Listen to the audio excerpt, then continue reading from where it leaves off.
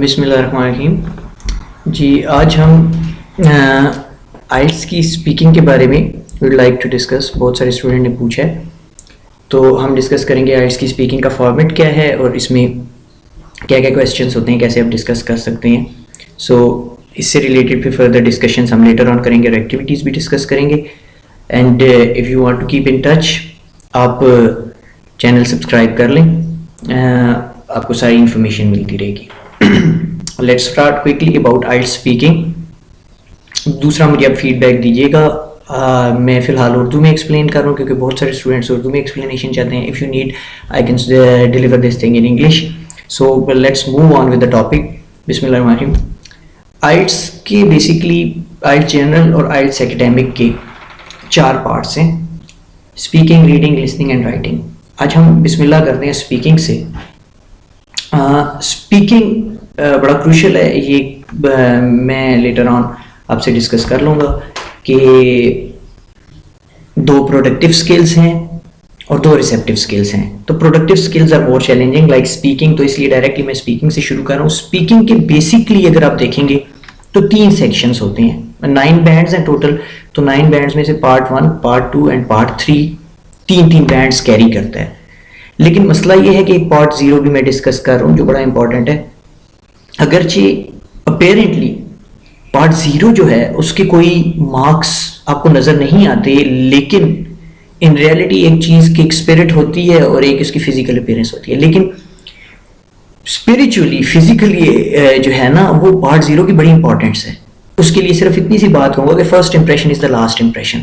So part 0 अगर आपका अच्छा होगा तो एक बड़ा अच्छा इंप्रेशन आपके इंटरव्यूअर पे पड़ जाएगा और वो पहले से माइंड बना लेगा कि किस किस्म का आपका स्टाइल है और आप कैसे बात करने जा रहे हैं। लेटर ऑन अगर आप बहुत ही सत्यानाश नहीं करते तो आपके मार्क्स अच्छे आ सकते हैं। तो पार्ट 0 ओवरऑल अगर आपको लगता है कि इसकी मार्किंग तो नहीं है, तीनों पार्ट्स की 3-3 बैंड की मार्किंग है, लेकिन इसका इन्फ्लुएंस उन तीनों पे बहुत हैवी है, तो इसलिए पार्ट 0 भी आपने देखना है। अब पार्ट 0 क्या है, पार्ट 1 क्या है, पार्ट 3 क्या है, हम डिस्कस करते हैं। पार्ट 0 जो है इसको आप कह सकते हैं आइडेंटिफिकेशन चेक। पार्ट 0 में मीन फॉर एग्जांपल आपका इंट्रोडक्शन होता है लाइट सा, बाकी इंट्रोडक्शन आपका पार्ट 1 में आएगा। मीन जैसे मैं हूँ तो मैं कहूँगा, इंटरव्यू तो मैं कहूँगा गुड मॉर्निंग, गुड इवनिंग और good noon, whatever the time is, my name is Mubashir, what's your full name please.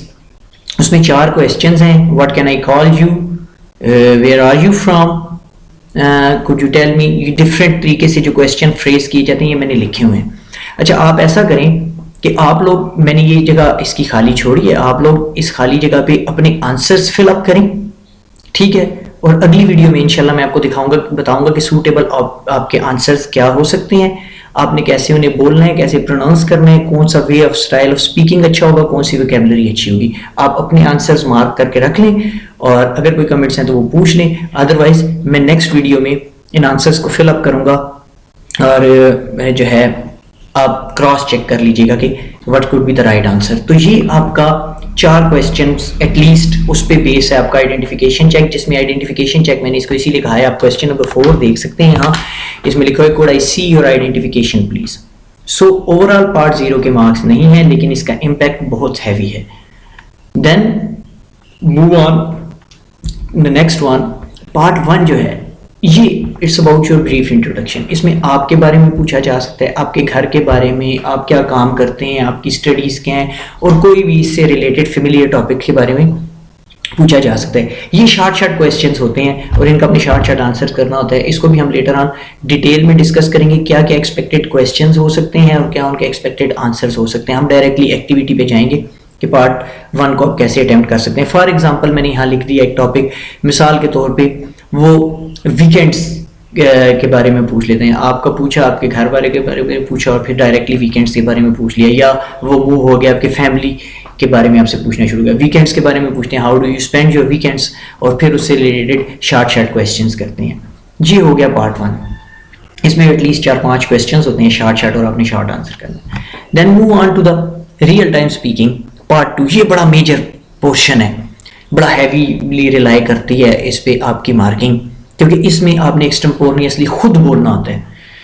अब खुद आपने बोलना है तो डरने की ज़रूरत नहीं है, कोई ऐसा नहीं है कि आप डायरेक्टली बोलना शुरू कर देंगे।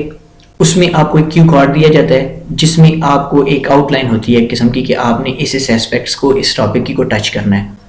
उसके बाद आपके पास जो है आपने इस पे बोलना होता है 2-1 मिनट खुद, यानी आपसे कोई क्वेश्चन नहीं कर रहा। जब क्वेश्चन करता है तब तो आप थोड़े इजी हो जाते हैं, लेकिन यहाँ पे आपसे कोई क्रॉस क्वेश्चन नहीं कर रहा, आपको फ्लुएंटली खुद 1 मिनट 2 मिनट या 3 मिनट तक तकरीबन बोलना होता है। सो वो आपका टाइम चेक हो रहा होता है। अगर आप टाइम से कम बोलेंगे तो फिर आपकी नेगेटिव मार्किंग चलेगी। आपको एटलीस्ट टाइम पूरा करना होता है। इसका भी हम तरीका डिस्कस करेंगे और क्या एक्सपेक्टेड आप किस तरह, फॉर एग्जांपल हमने जो टॉपिक डिस्कस किया उस पर बोल सकते हैं, वो नेक्स्ट वीडियो में करेंगे। अच्छा, फिर ये आपको डायरेक्टली बोलना नहीं होता, जबकि आपको टाइम मिलता है 1 या 1.5 मिनट का टाइम। आपको एक क्यू कार्ड दिया जाता है। क्यू कार्ड आप समझिए चिट सी समझ लें, जिसपे आपको या कोई भी पेज दिया जाता है जिसपे आपको शार्ट पे लिखा होता है कि आपने इस टॉपिक को, क्यू कार्ड के बेस पे आप सम टाइम कुछ लोग वैसे ही बोलना शुरू कर देते हैं और बेहतर लेकिन तरीका ये है कि वो अपने पॉइंट्स बना लेंगे, इस पॉइंट पे मैं बोलूँगा और देन वो पॉइंट्स देखते जाएं। और डायरेक्टली पॉइंट्स देख के नहीं, इसका मतलब है कि पॉइंट्स हैं तो पॉइंट्स देख के पढ़े नहीं, उन पॉइंट्स हाईलाइटेड पॉइंट्स हों और उनको आप एक्सप्लेन कर रहे हों कहीं पे, ताकि आपके भी पास एक फ्रेमवर्क हो। तो ये हो गया आपका पार्ट 2। फिर लास्ट में पार्ट 3 आ जाता है। ये पार्ट 3 आपका जो है ये डिस्कशन बेस्ड होता है। अब पहले आपसे शॉर्ट क्वेश्चंस पूछे जा रहे थे, फिर आप खुद बोले हैं, फिर जिस टॉपिक पे आप बोले हैं, जो आपका बोलने वाला टॉपिक है, उससे रिलेटेड क्वेश्चंस पूछे जा सकते हैं आपसे। वो क्वेश्चंस जरा डिटेल होंगे, मीन उसका आपने डिटेल में आंसर करना है। मोस्टली होता ही है कि जो टॉपिक जिस पे आप बोले हैं उसी से रिलेटेड और आपकी गुफ्तगू से रिलेटेड ही क्रॉस क्वेश्चंस आपसे पूछे जाते हैं, एक्सप्लेनेटरी। लेकिन समटाइम ये होता है कि वो इसके अलावा भी आपसे सवाल पूछ सकते हैं, so you should be get ready, लेकिन वो इससे कुछ रेलिवेंट ही होते हैं जिस टॉपिक पे आपने बोला होता है, जो उन्होंने आपको दिया होता है। और उसके बाद जब आप इस टॉपिक पे बोल रहे होते हैं तो आपकी ये डिस्कशन जो है इसके 3 फेजेस होते हैं। फर्स्ट में वो आपसे कुछ इन्फॉर्मेशन ले रहे होते हैं, यानी जो आपने पॉइंट ऑफ व्यू अपने बोला होता है उसके बारे में इन्फॉर्मेशन, फिर आप सजेस्ट क्या करते हैं, फिर आपने जो सजेशन दी होती है उसकी जस्टिफिकेशन होती है कि आप उसे जस्टिफाई कैसे कर रहे हैं।